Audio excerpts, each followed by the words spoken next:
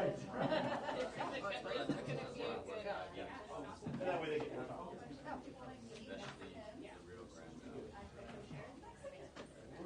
Everyone, I give like one more minute. One more minute. Yeah. You get some stragglers.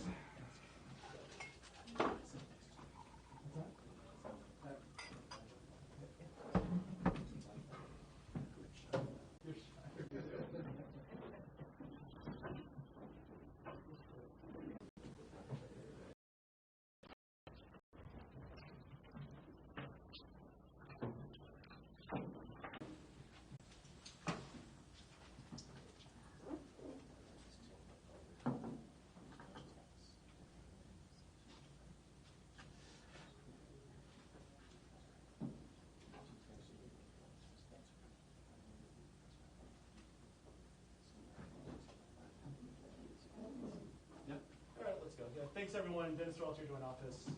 Thanks for being here. We're going to do, Mark will have some remarks. We'll have a Q&A with Mark and other folks who are here. We'll introduce folks, and I'll give it to Mark Jolan, Joint Office Director.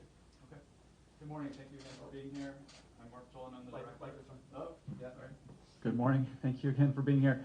I'm Mark Jolan. I'm the director of the Joint Office of Homeless Services for the City of Portland and Multnomah County. As you know, we are releasing today both a report and an online dashboard containing the results of the 2019 point-in-time count. All of you should have received the PIT report and our press release, so our goal this morning is primarily to answer your questions. We've asked a number of the community-based organizations that work on ending homelessness in our community to come today so that they can help answer your questions and share their perspective on what the data does and doesn't tell us about the experience of people they are working with. So I'd like to start this morning by going around and allowing them to introduce themselves, and I'll start over here on my left.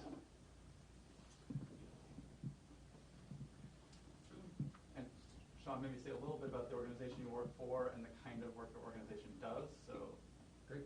I'm Sean Hubert, the Chief Strategy Officer with Central City Concern. We're an organization that's been working here in Multnomah County for about 40 years on issues of homelessness. And particularly, we focus on, sort of addressing kind of chronic conditions, health conditions, recovery from both substance use disorders and mental illness, as well as housing and employment services, and a particular focus on working to restore people that are experiencing chronic homelessness back into the wider community.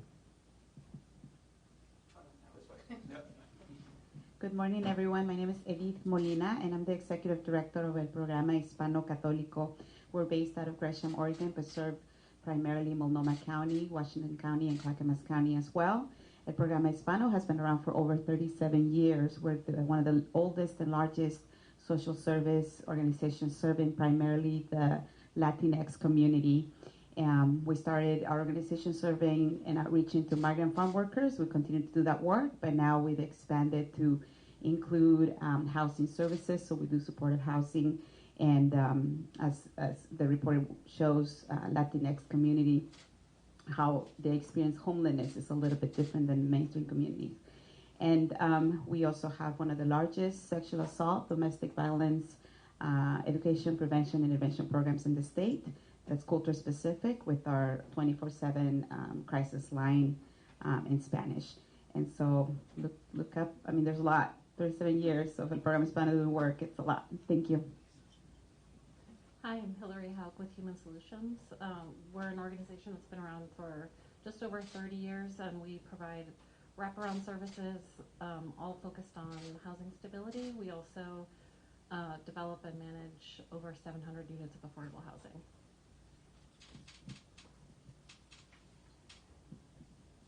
Good morning. My name is Paul Lemley. I'm Executive Director of the Native American Youth and Family Center. I'm also a citizen of the Yakama Nation. I work for a wonderful organization that's been serving the Native community for over 40 years. We also have a Native American high school. Unfortunately, our youth, about 40 to 45% are homeless. Our organization is designed for wraparound services to rescue these kids, as well as serve the community in a broad range of services, including several affordable housing complexes. I'm also here with Dolores Burgess, who's the Housing to Homeownership Coordinator. Good morning. My name is Dolores Burgos, and I'm the Housing to Homeownership Program Manager for NEA Family Center. Hi, I'm Marisa Zapata at Portland State University. I'm the director of the Homelessness Research and Action Collaborative, which is a university-wide research center looking at homelessness.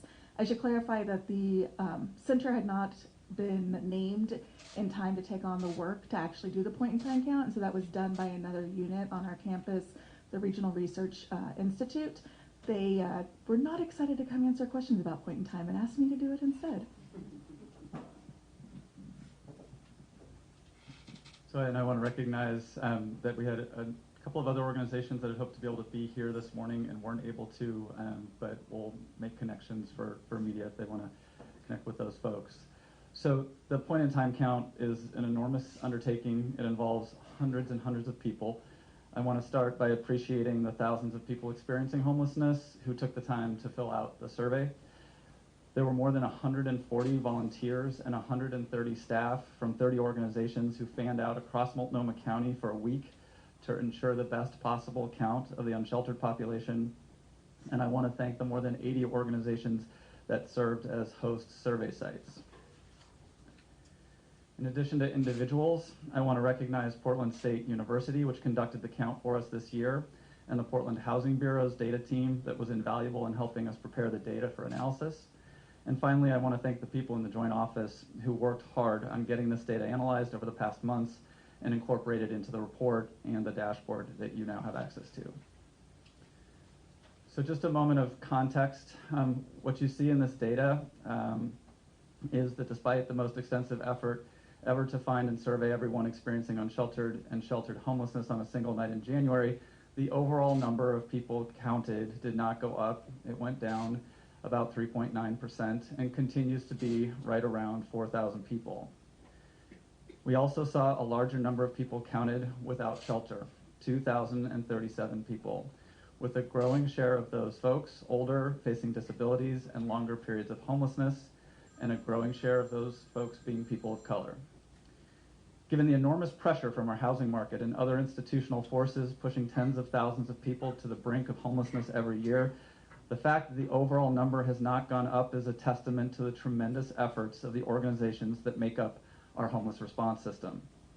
As you can see in the chart in the executive summary, collectively those organizations, with the support of city and county investments through the Joint Office, were helping over 12,400 people find and stay in housing on a single night in January. That was a 50% increase over just 2 years ago. Within the overall number, we counted many fewer people and families with children on the streets, in shelter, and in transitional housing. 50% fewer people counted overall. As others here can speak to, however, while promising and consistent with increased permanent housing capacity for families in our system, we also know a lot of families experiencing homelessness don't show up in the point-in-time count. HUD doesn't count them. The largest number of those are families living doubled up or tripled up on couches and living room floors. Those families also lack a place of their own to call home. There's a separate report included as appendix to our larger report that PSU produced that attempts to quantify the number of folks who are doubled up. Where we counted the largest numbers of additional people was in the adult unsheltered population, in particular the chronically homeless population. There's a lot of detail in the report about these increases, but the takeaway is that even though the size of the total population of people experiencing HUD homelessness has not changed a lot, the percentage of the overall population that is older, sicker, and experiencing longer periods of homelessness is increasing. The population is also increasingly made up of people of color. People of color grew as a percentage of the homeless population to 38%.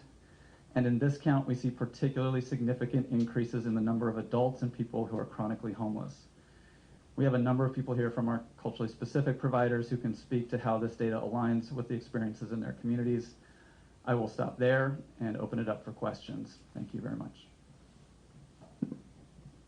Mark, I'd like to ask you, you've been working on homelessness for a number of years now. What was the biggest impact that you felt when you looked at these new numbers, these new statistics, all this material? What impacted you most? So the point-in-time count is an important source of data, and it's one of many sources of data that we rely on, including the experiences of our providers and the work that we do in this community every day. So there wasn't anything in this report that was a particular surprise. I think we've been aware and have been trying to figure out the best ways to address the fact that we are seeing growing numbers of people who are older and sicker, living unsheltered and in our shelters. That, I think, has been the focus over the last couple of years, even as we've expanded shelter. We've recognized the importance of expanding permanent supportive housing and support services for that population. And as much as that is true and important, recognizing that we still have hundreds and hundreds of children and families that are experiencing homelessness every night, there's an enormous urgency to continuing to do this work. And for me, that's always the takeaway of a report like this, is how critical it is that we stay focused, stay committed, and continue to try to help as many people in their homelessness as possible. The unsheltered count being the highest it's been since these current HUD standards have been used in this count. I mean, for people who look at this and they're used to, absorbing just data points, and they see that, and that to them is deflating or it's worrisome. What would you say to that initial reaction that they might have of going, whoa, that's higher than it's ever been, that we've ever seen from this count? I'm just going to leave a pause to give folks an opportunity if they want to jump in to answer that question. So one of the things that we're very intentional about calling out in this report is all of the ways in which market forces and systemic forces continue to push thousands of new people into homelessness every year, even as collectively we are housing more folks than ever before, keeping more people in their housing than ever before. The homeless response system is only one part of the equation here. And so as hard as it is to see the number of unsheltered people going up, the reality, I think, that all of us experience who do this work every day is that we are fighting an uphill battle, that those market forces, as much good work as we can do, will continue to cause there to be not just more unsheltered people, but 4,000 people a night in our community who are experiencing HUD homelessness. And when I say HUD homelessness, I mean they're on the streets or they're in shelter, transitional housing, and many thousands more than that who are living doubled up. So the changes in the number of unsheltered people from year to year is something for us to look at and think about. Who is unsheltered increasingly is something for us to look at in terms of how we move forward with our priorities and investments. But overall, I think the takeaway for all of us, again, at least for our office, is the work we're doing is critical. We need to continue to expand our response, and we need to figure out how to reduce the number of people who are finding themselves homeless, who then need our assistance to try to get back into housing. The number of Native American homelessness is extremely overrepresented by per capita with the Native community. We have about 10% of the homeless population is Native, whereas we represent 2.5% in the city. What I found most surprising and jarring in this report was of the Native homeless population in the city, over 50% were considered chronically homeless. So this tells us very clearly that the current housing system is not working. It's not sufficient enough to keep up with the needs of our Native homeless population. So we need to find real-world solutions that get to deeply affordable housing, as well as social services to get these people off the street into stable housing. Now, NAIA does have programs like this. We are working directly on a new project called Nasaika Ilihi, which is designed to reach down into that community and try to get them off the streets, to get them recovered from drug and alcohol addiction.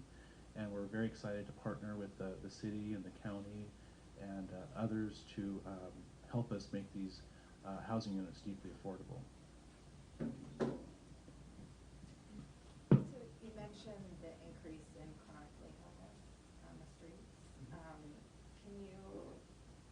What are the implications of that in your mind for what the Joint Office should be doing in the future, and what other, what the public sector response overall should be?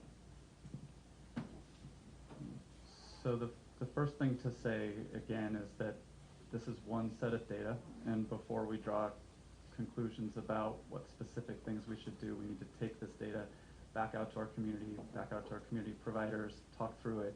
How does it reflect their experience, the work that's happening? What does it look like? We have our coordinated access data list that we use where we assess folks for chronic homelessness. So partly it is taking this and now contributing it into the larger conversation about chronic homelessness in the community. That said, there was an increase in chronic homelessness in 2017. Number of people counted. There's an increase this year again. And so over the last couple of years, we've taken a number of really important steps to expand our strategies to address chronic homelessness. And most importantly, I think we need to continue that work and build on it. And that includes everything from increased street outreach to shelter that has reduced barriers so that folks with disabilities can come in and, more importantly, get support services while they're there to rapidly transition back into permanent housing. And critically important, it involves the expansion of permanent supportive housing. So many of the folks experiencing chronic homelessness, by definition, someone who's chronically homeless has been homeless for a long time and has a disability, one or more disabilities that are significantly limiting their lives. And so for many of those folks, having deeply affordable housing connected to ongoing support services is the way to get off the street and stay off the street. So as you know, the city and the county and the Housing Authority and others have been coordinating this effort to expand by 2,000 units the permanent supportive housing supply in our community. We have about 600 units on the ground or in the pipeline already over just the last year and a half. That has to be the focus of our work because that is going to be the solution for the folks who are experiencing chronic homelessness in our community.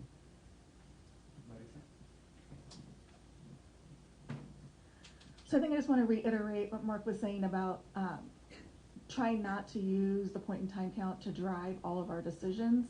It is a very brief snapshot of what is happening and is completely driven by who we can find on a given night. And that means that it's not really a holistic picture. And so by combining these data with other data sets, that gives us a chance to make more informed public policy decisions. I think the other thing to keep in mind is that when we look at percent changes, they can seem quite high.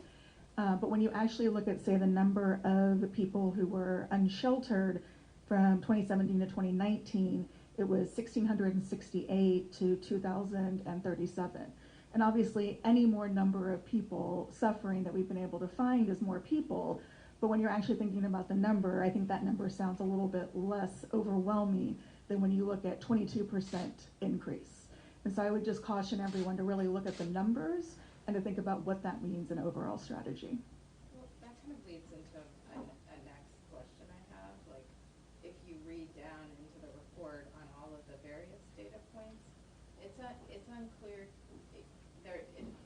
Is it fair to say there's contradictory information in here about whether the situation is getting worse or better?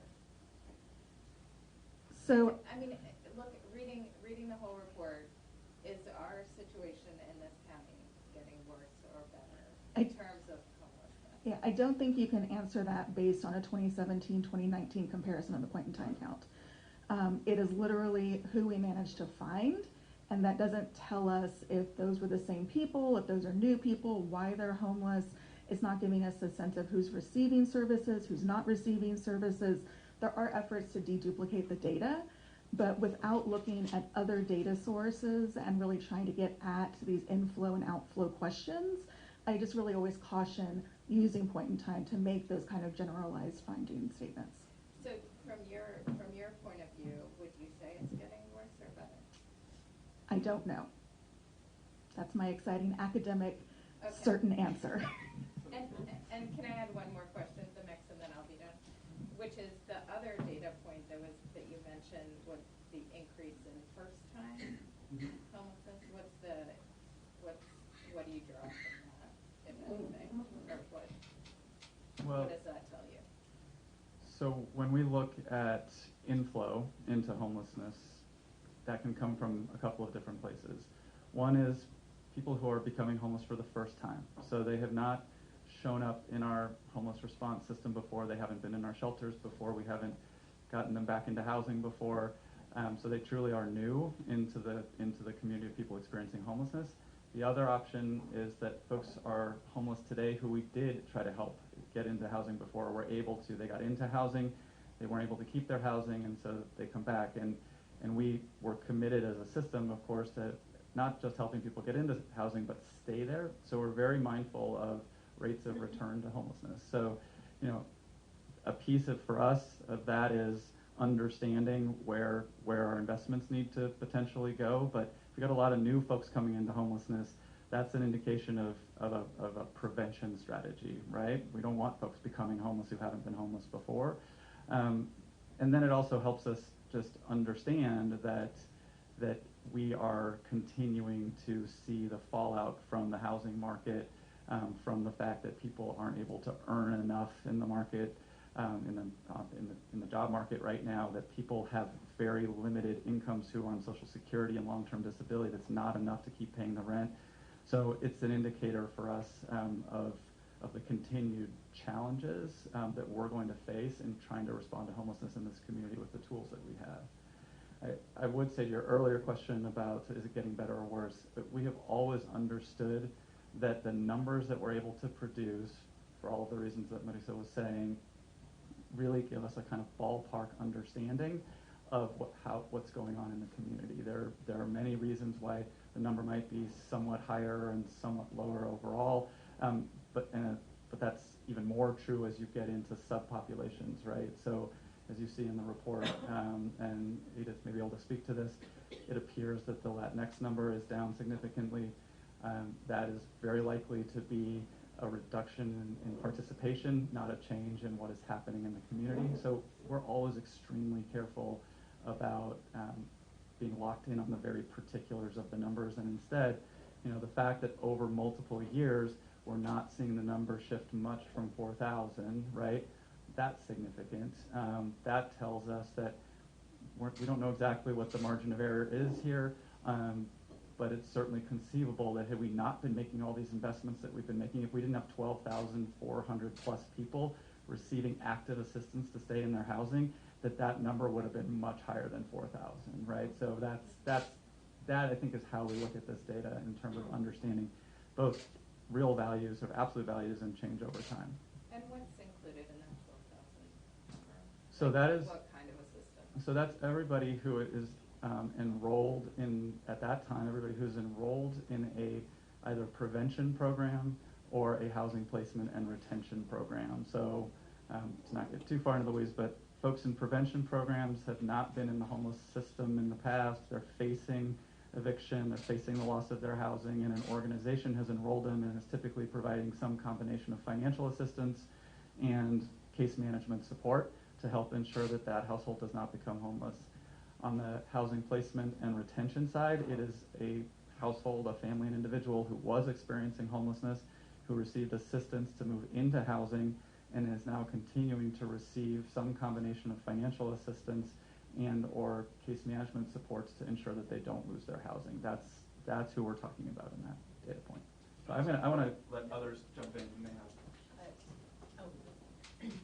Just want to share a little bit about what the report does highlight, which are some of the gaps that we're seeing and how we assess different communities of color, because we can't use one way for all the communities. For example, in the Latinx community, because of the political climate, because of that fear that's or not trusting government agencies, most people are not reporting or are not seeking out services. We've seen that decline in other services at our program as well, not just in, with our housing navigators, but our housing navigators, when they're out in the streets and when they're helping folks and doing the outreach, see that fear and trying to figure out how to best invest in an infrastructure that can really support better assessments for communities of color, specifically the Latinx community. We did an assessment a few weeks ago, or focus groups a few weeks ago,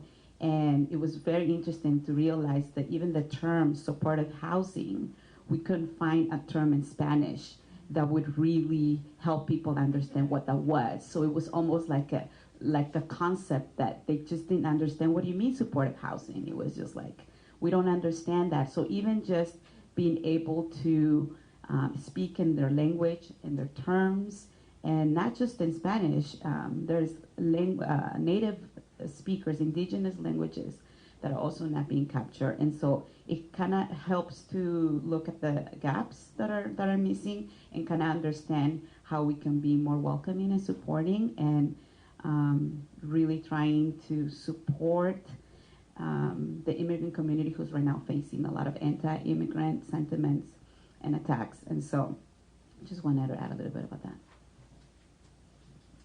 You know, I also think that, you know, the fact that the report basically shows a flat to a decrease rate of homelessness overall is really indicative of the good work that's happening in the community and the fact that the right investments are being made.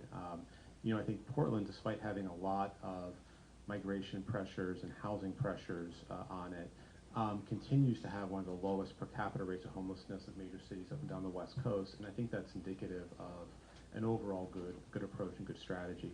I think to answer your question around the surprise, or was there a surprise, I think you know, the rent assistance and the housing first response that we focused on, I think has been successful in getting families back into housing, in getting people that are experiencing episodic homelessness back into housing, and I think you would expect to see that. But who that is left is the chronic homeless population and communities of color, which both need a very specific strategy or strategies, and a little bit more comprehensive engagement at this point. And so I think it's an opportunity for us to continue to sort of have a dialogue and talk about evolving our strategies as we go forward.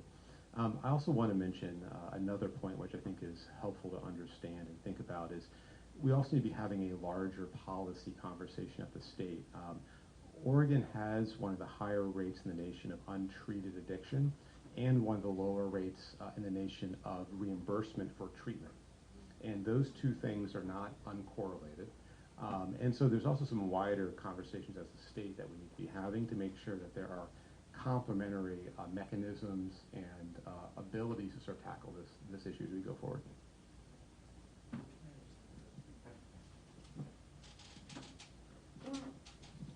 So from where I sit, it seems worse. I know that the data that was provided in one night's count shows that not much of a change, but you walk around this city, you walk around this neighborhood, you're going to see homeless people. It's not getting any better. I live on the other side of 205, I-205. It is much worse out there. I think some of the data showed that the homeless population is spreading out throughout the city. So while it might look the same in the downtown corridor compared to 2 years ago, it is much worse throughout the city. It's out where we have our office on Columbia Boulevard. The houseless population is growing very, very quickly. I noticed in the report that there are very few homeless youth counted, and I think that's an artifact of the way the counting occurred. Yet there's a homeless youth consortia here in town that collaborates together, and there's well over 1,000 people, youth that are involved in those programs, so it's just not showing up in the report. So it's a method of counting, but anecdotally, I think it's getting much worse. Have you seen that in your programs specifically with NIA? Because the Native American population seems to be increasing, the homeless Native population. Have you seen that reflected in the work you do here, anecdotally or qualitatively? I'd say qualitatively, the number of homeless youth in our high school was nearly 50% at one point. That's jarring. There's a lot of our programs, the demand for our programs is not nearly enough. Emergency energy and rental assistance, there's only so much we can do. Throwing more money at it is probably going to be helpful, but we have capacity issues too. And so there are many other communities of color organizations that are struggling with this as well. We really do thank our partners who fund these programs, but it's obviously insufficient to keep up with the demand of new homelessness and also of families that are struggling. They may not be on the street, but they are bouncing around from house to house without any stability, and it affects every aspect of life. It affects their health, it affects their education, it affects obviously their economic well-being, and we struggle with it on a daily basis. It is getting worse, and we're doing the best we can in our organization, just like other community-based organizations. was there a tipping point that caused the joint office, or from your end maybe, that maybe this time around was the catalyst for having this culturally specific strategy going into the point in time now? Like, why is this the first time that that's been done? So it wasn't the first time that there's been intention around expanding culturally specific outreach. There have been a number of different strategies over the last 6 years and partnerships that have emerged. I think what we saw this year was organizations coming to the table and sort of working with PSU to think about what is the most effective way to ensure that we're getting a better picture of communities of color who are unsheltered, a more complete and accurate picture.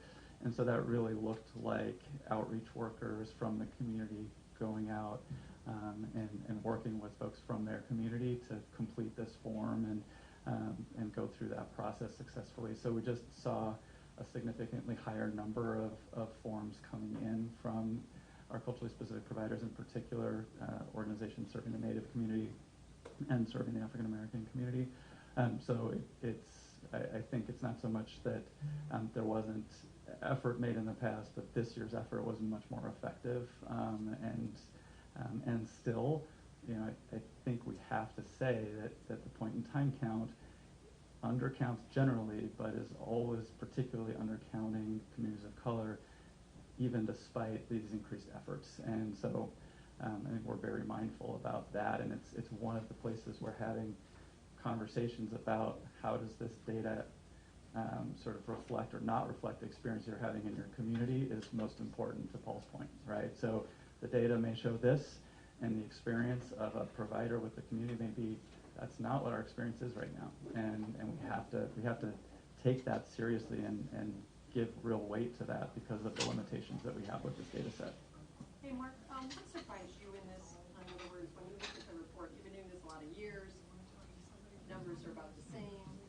Is there anything in there that jumped out at you, something that you had no idea was going on? We spoke about this a little bit earlier. Not really. I mean, I think, because we're engaged in this work every day and we hear from our partners every day what they're seeing, I think that especially the fact that we saw more unsheltered folks, more unsheltered adults, an increase in the number of people we were able to count as chronically homeless, that was not a surprise. I will say that the reduction in the number of people we counted in families with children, that I wouldn't have expected in advance at that level. We had concerns because of the shelter capacity for families that we might see an increase in unsheltered families. We didn't see that.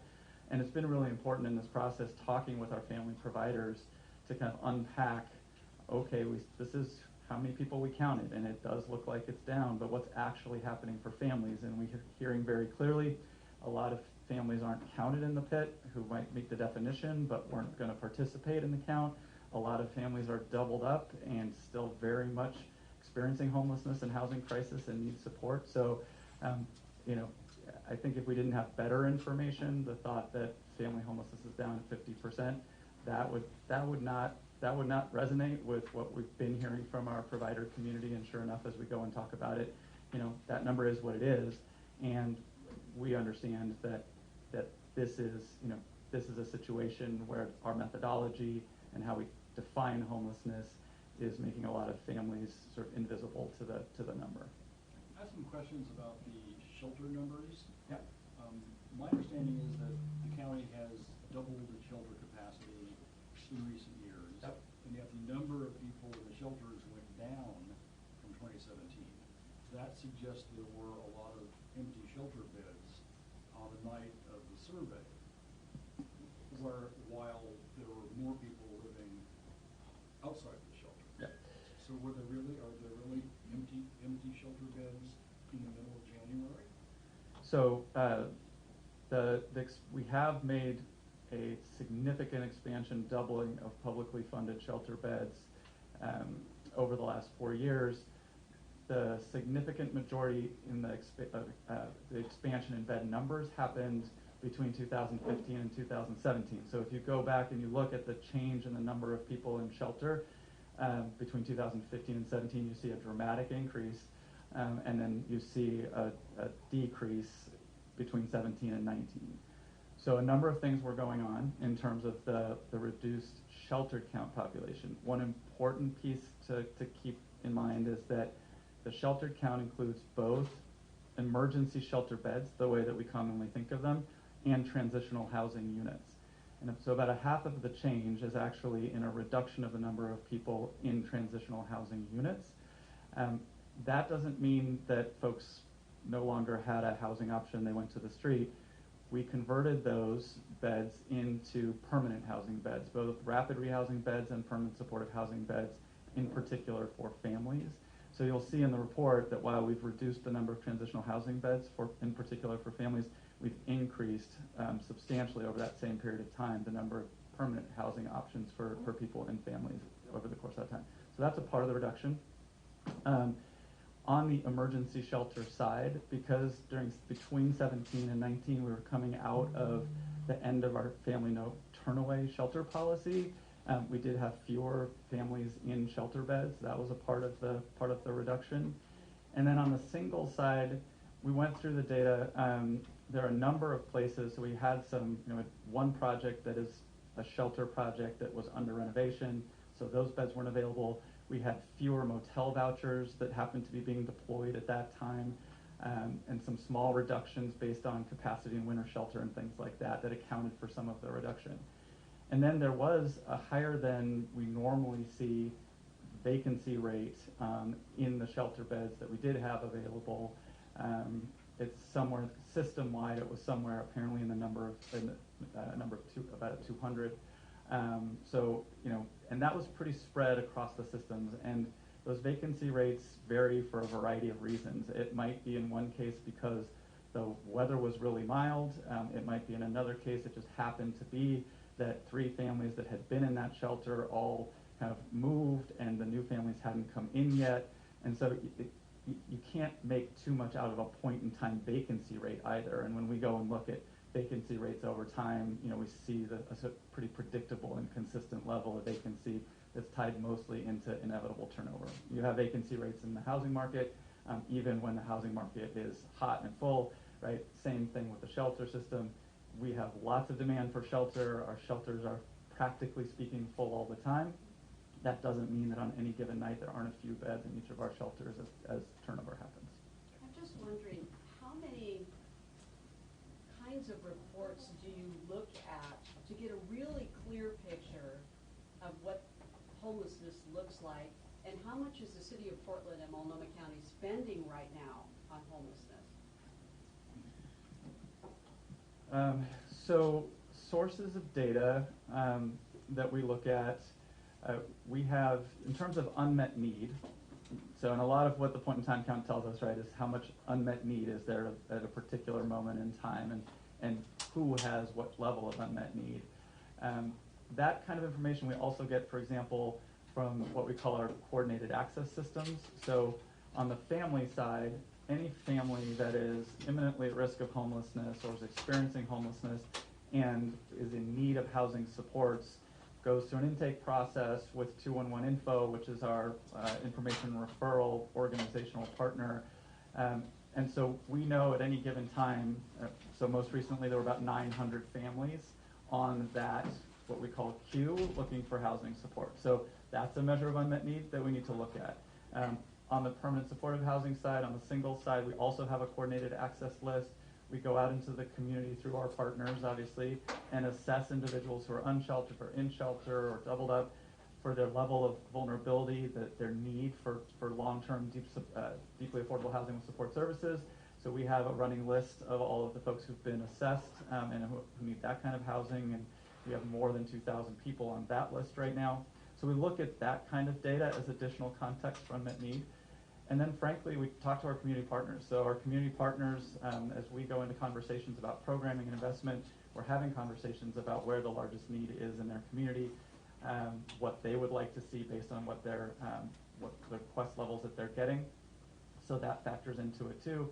And then we have a lot of forums where folks who are experiencing homelessness can come and engage and help share what their experience is, where they see the need. So this is an ongoing process for us, right? We're in this work every day, and part of that work is a continuous assessment of need, where the point-in-time count, gives us a snapshot, but is only one input. And then, sorry, what was your other question? How much money do we spend? What is the city and the county spending on homelessness? So I don't have our total budget in front of us, but I can. It's about 70 million. Yeah, so the joint office budget, which most of our budget is city and county funding, is about 70 million. And I'm going to say that 64 million, approximately, we can get you the exact number, is city and county general fund. The remainder is some federal funding that comes to our office and some state funding that comes to our office. Is it annual budget? Yes. Yeah, and so, there are additional investments being made on the sort of livability side, the hygiene services and things like that aren't in our budget. The Housing Authority makes targeted investments in homeless programs in partnership with us, obviously the philanthropic community. So our budget is a portion of the total that's being invested against. And I would add, Multnomah County is going out and getting bids on the Downtown Behavioral Health Resource Center that could open in 2 years too. So that's not in the joint office budget, but it's also a significant contributor. There would be shelter and transitional housing along with services there. Yep. Schools data. What's that? The schools data. Oh, and I'm sorry, yes. Thank you, Melissa. So the schools put out, the state of Oregon puts out an assessment of how many students are homeless. So that's important data. It's important in part because it's one of the best sources we have to understand how many families are doubled up. So that data is broken out by unaccompanied youth with their families, how many are on the streets, how many are in shelter, transitional housing, and how many are doubled up. So that's one of the best, and you'll see it in the appendix report from PSU. They're looking at that data specifically to understand the doubled up population. Thank you. Does that data exist for districts that aren't mentioned in this? It exists for all districts. What was unique in this appendix, so you can always go and pull for each district the total number of students who are homeless. The challenge with that data and just applying it over a point in time is that is annualized data. So when they're reporting the total number of students who experience any form of homelessness over the course of the year. So Portland State, in trying to get a comparable data set, requested from the school districts that they do a point in time count for the same night as our point in time count. Not all of the school districts were in a position to provide that. So what you see in this report is, I believe, 3 of the Multnomah County school districts sent back that data. So it's going to be a significant undercount, right? There are school districts that didn't report that are large. And so I think if you wanted to get a better sense, you have to go back to the annualized data and sort of do some estimation of what that might mean for what the point in time number might have been for those school districts. Any last questions? Yeah, time check, because I know some of you, I don't know if some of you are going over to the mayor's office or not, but we've got 15 more minutes here if there's interest, but I also know that folks have to travel, that's fine too.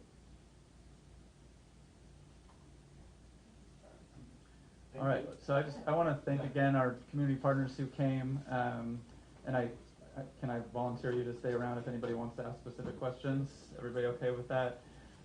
Thank you all for coming, and again, a big shout out to all the people who did the work to get this put together.